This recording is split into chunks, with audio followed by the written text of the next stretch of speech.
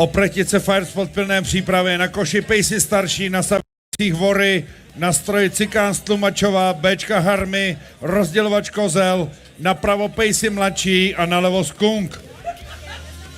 Největší úspěch družstva Osobáček 1467.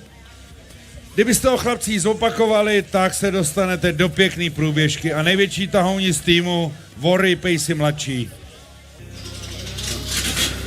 Oprechtická mašina nastartovala na druhý pokus. Nejdřív se jí neúplně chtělo. Každopádně večer pokračuje startovní tým 45.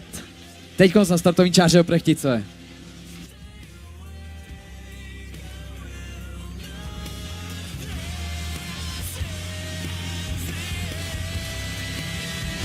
A Oprechtice už jsou na dráze, vidíme, že košík byl až tak na druhý pokus, bylo tam malinkatý zaváhání, ale myslím si, že rozhodně to strojník dokáže dohnat, protože už vodu máme na rozdělovači, máme ji v C-čkách a máme ji i na proudech.